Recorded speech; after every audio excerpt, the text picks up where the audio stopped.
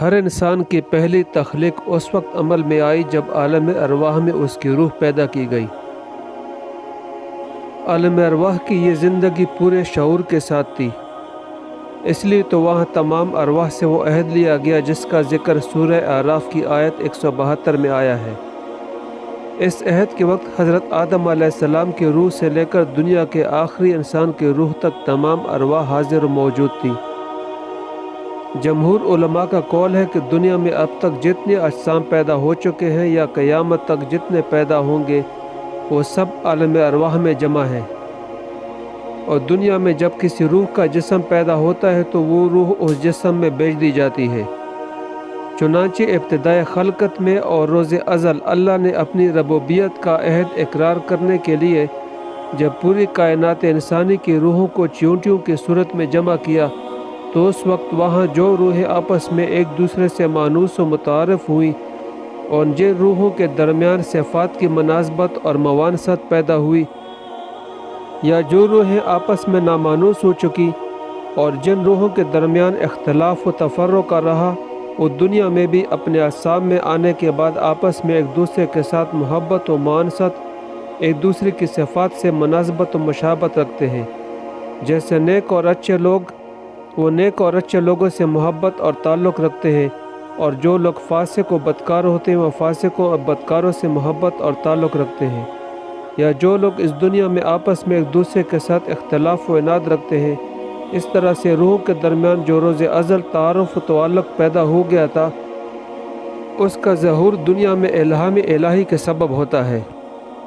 لہٰذا جو کیفیت عالم ارواح میں ہوگی وہی کیفیت جسم ملنے کے بعد ہوگی۔ عالم ارواح میں روحوں سے جو عہد لیا، یہ وہ عہد ہے جس کا ذکر سورہ اعراف میں موجود ہے۔ یہ عہد اللہ تعالیٰ نے تمام انسانوں کی روحوں سے اپنی توحید اور الوہیت کا لیا، جس میں اللہ نے ہر انسانی روح سے عہد لیا کہ وہ اللہ تعالیٰ کو ایک مانے گا، اللہ تعالیٰ کی توحید پر ایمان لائے گا اور اس کے ساتھ کسی کو شریک نہیں ٹھہرائے گا۔ حضرت عبداللہ بن عباس رضی اللہ تعالیٰ سے مروی ہے، اور امام احمد بن حنبل نے بھی اپنے مسند میں روایت کیا ہے کہ حضور صلی اللہ علیہ وسلم نے فرمایا کہ یہ عہد مقام عرفات میں لیا گیا۔ اس وقت آدم علیہ السلام کی پشت مبارک سے تمام انسانوں کو جو قیامت تک ان کی نسل سے اس دنیا میں پیدا ہونے والے تھے، روحوں کی شکل میں ان کے سامنے متشکل کیا۔ پھر اللہ تعالیٰ نے آدم علیہ السلام کے سامنے ان سب انسانی روحوں سے خطاب کیا اور فرمایا، الستُ بربکم، کیا میں تمہارا رب نہیں ہوں؟ سب نے سر تسلیم خم کیا اور جواب دیا، بلا، یعنی ہاں باری تعالیٰ تو ہی ہمارا رب ہے۔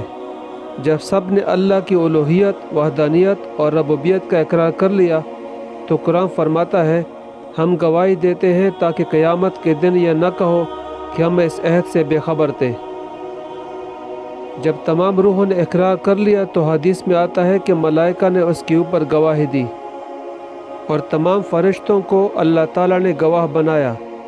ایک اور حدیث میں کہ اللہ تعالیٰ نے پوری زمین و آسمان کو گواہ بنایا، تاکہ اپنے اپنے وقت میں جب یہ لوگ دنیا میں پیدا ہو چکے ہوں گے اور قوموں کی شکل میں موجود ہوں گے، تب اللہ تعالیٰ کے بھیجے ہوئے انبیاء آئیں گے اور انہیں توحید کی دعوت دیں گے، تو ان میں بے شمار منکر ہو جائیں گے اور کئی ایمان لائیں گے، اور کئی روحیں اپنا اقرار بھول جائیں گی۔ تو جب قیامت کے دن وہ اس امر سے منکر ہوں گے تو ان کے انکار کو رد کرنے کے لیے گواہی دلوائی، تاکہ وہ یہ نہ کہہ سکیں کہ ہمیں اس کا پتہ نہیں تھا۔ جب یہ عہد ہو گیا تب سے ساری روحیں عالم ارواح میں قیام پذیر ہیں۔ سب انسان اپنی اپنی باری پر اس کرۂ ارض پر آتے ہیں اور اپنی زمینی زندگی کی عمر پورے ہونے پر واپس عالم ارواح کی طرف لوٹ جاتے ہیں۔ عالم ارواح بنیادی طور پر دو حصوں پر مشتمل ہے۔ ایک حصے میں وہ ارواح رہتی ہیں جو ابھی دنیا میں نہیں آئیں اور جسمانی زندگی کے لیے اپنی باری کا انتظار کر رہی ہیں، اور دوسرے حصے میں اپنی جسمانی زندگی گزار کر واپس جانے والی ارواح رہتی ہیں۔ اس کے مزید دو حصے ہیں، ایک علیین ہے، اس میں مومنین کی ارواح رہتی ہیں، اور دوسری سجین ہے، اس میں کفار، مشرکین اور منافقین کی ارواح رہتی ہیں۔ حدیث پاک میں ہے کہ جب کوئی نیک آدمی وفات پا جاتا ہے تو فرشتے نیک انسان کی روح کو مومنین کی روح کے پاس لاتے ہیں، تو وہ اس کی آمد سے ایسی مسرت محسوس کرتی ہیں جیسے تمہیں اپنے کسی بچھڑے ہوئے شخص کی ملاقات سے بھی نہیں ہوتی۔ پھر وہ ارواح اس سے دنیا کے حالات پوچھتی ہیں کہ ہمارے بعد فلاں نے کیا کیا اور فلاں نے کیا کیا۔ ان میں سے کچھ کہتی ہیں کہ ابھی اسے آرام کرنے دو، اس لیے کہ یہ دنیا کے غموں میں تھا اور ابھی تک استراحت کا موقع نہیں ملا۔ مومن کی موت اس کی روح کی علیین کی طرف پرواز ہے، جو اس کے لیے زندگی کی سب سے بڑی نعمت ہے، جبکہ کافر و منافق کی موت اس کے گناہوں میں اضافے کا خاتمہ ہے۔ اس لیے اگر کوئی مر جاتا ہے تو اسے عموماً لوگ ذکر کرتے ہوئے بیچارہ کہتے ہیں، حالانکہ مرنے والا اگر نیک ہو تو بڑا ہی خوش نصیب ہوتا ہے، کیونکہ وہ اس فانی دنیا کے مکر و فریب سے نجات پا چکا ہوتا ہے، اور اپنے پسماندگان کو بیچارہ خیال کرتا ہے کہ ان پر ابھی زندگی کی آزمائش باقی ہے۔